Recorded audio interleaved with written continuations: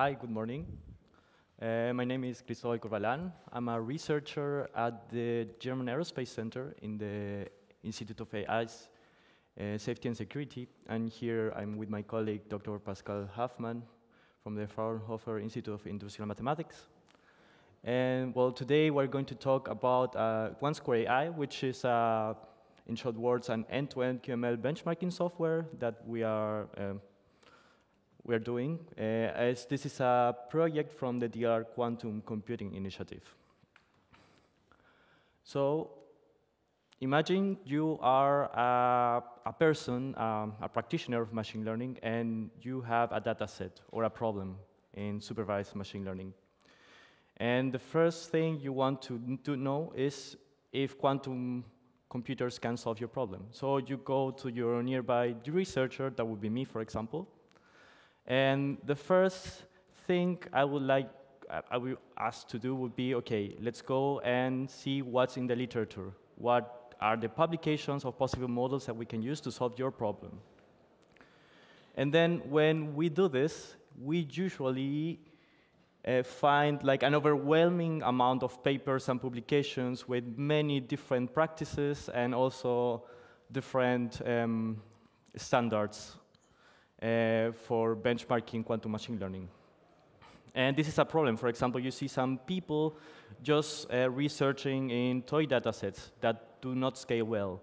Or you have some people that are dealing with very big datasets and they're not caring so much about particular quantum features that would tell you why there's an advantage.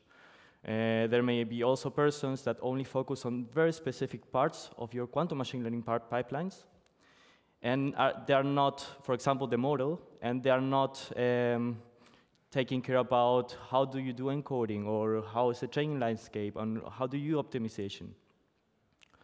Them are other people that are using a very specific set of metrics that are not so informative enough, or they don't tell you much about advantages.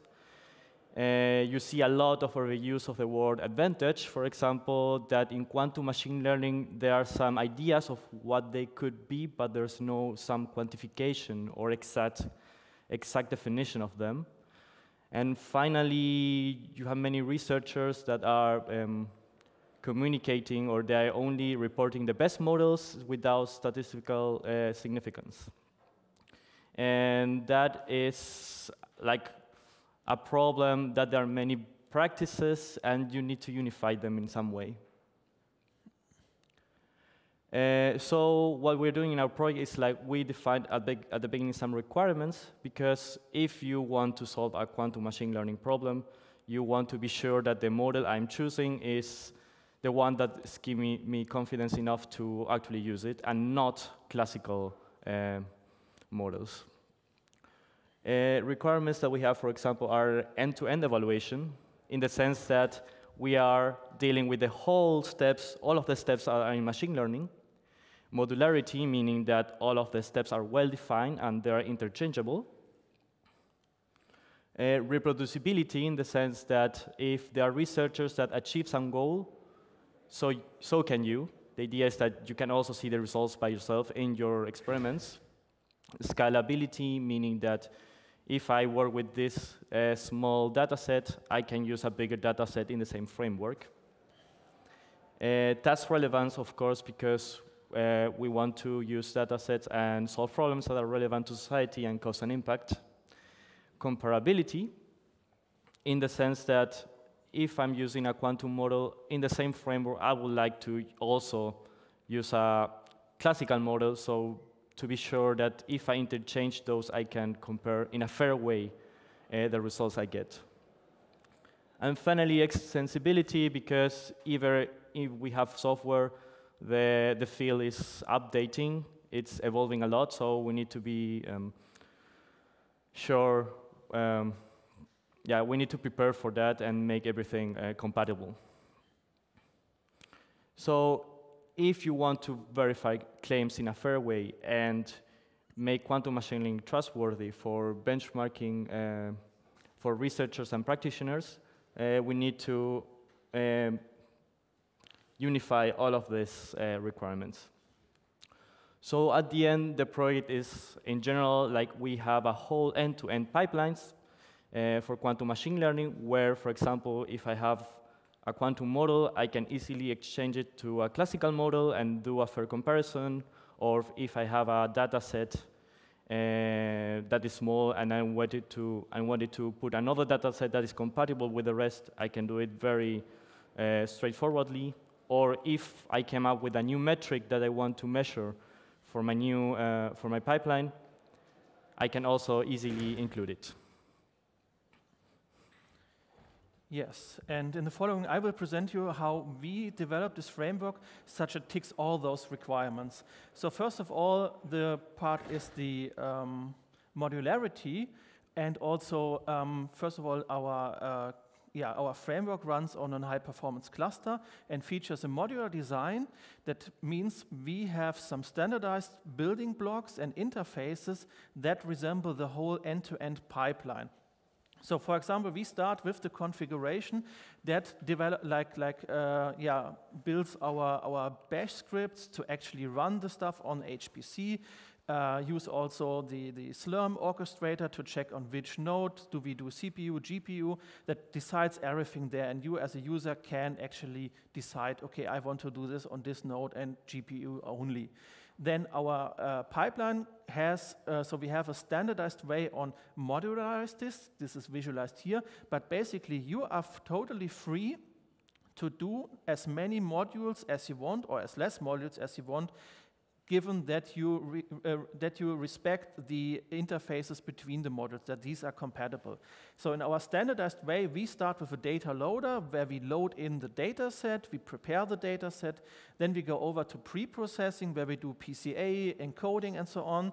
The core of the pipeline is, of course, the QML or ML model. We provide both, so you can actually compare against classical models. For the quantum models, we allow you, by using a QC connection module, to do both run the experiment on a real quantum device, for example, the IQM or IBM, maybe the one outside. You can do that, or you can just run it on a simulator or the classical one on the HPC device.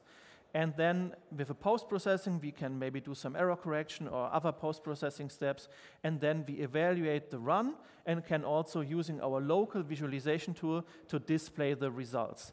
But for those, I will come back later. But first, let's start at the modularity and also the configuration, because these ones ensure that we actually can do reproducible and scalable benchmarking here. For example, our orchestrator allows us, or builds, every time you run an experiment, starts or builds a new Python environment, so you don't have any artifacts or unnecessary packages from, for example, previous experiments. And after you run, everything is deleted again. So you have always a fresh installment, so basically you can reproduce your results. Of course, so if you run this on the same node, you get the same results, given that we are in a probabilistic fashion using quantum, and also we might have slight changes if, like, the temperature of your node changes a slight bit. But anywhere else, we ensure that there are no interference from the outside. Also, this orchestrator allows us to scale up your experiments, to do it like both on one node, do it only on your CPU, do it on GPU, do it on both, do it on multiple nodes in parallel. So this is also possible using this framework. And you as a user can either use the standard way, okay, just plug it on one node and done, or you can do your own specific way of benchmarking on multi-nodes. These experiments are then evaluated using state-of-the-art metrics. We have machine learning metrics like the standard one, precision, recall, name it. Quantum metrics, of course, we have like a circuit depth, number of qubits you have used, other metrics that are stemming from the quantum hardware. We get cluster information, for example, the actual wall clock time that has run on a certain node. And then we also feature custom research metrics like entropy or the quantum pendant quantum entropy. And also these metrics can be aggregated over several runs. So you have performance profiling, bootstrapping to aggregate over several runs.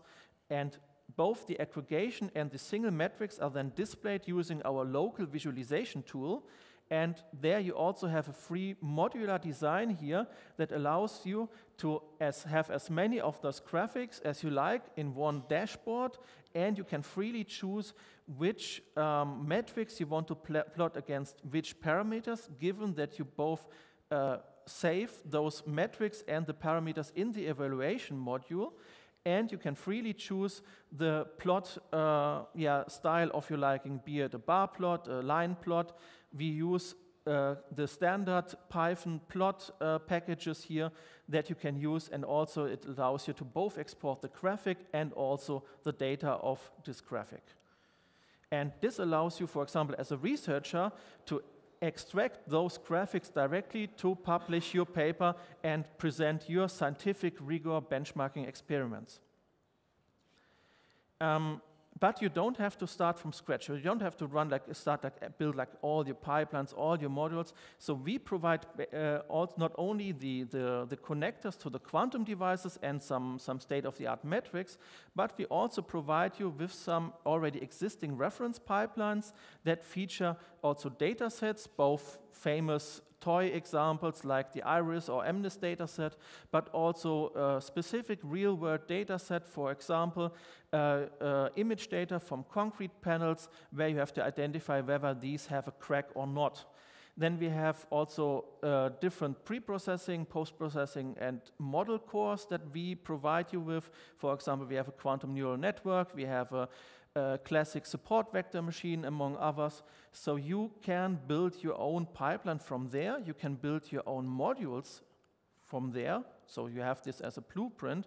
And so you can, for example, as a practitioner, say, I just want to test my use case. So you plug in a new data loader that loads your data set, and you can check whether quantum machine learning actually makes sense for your use case.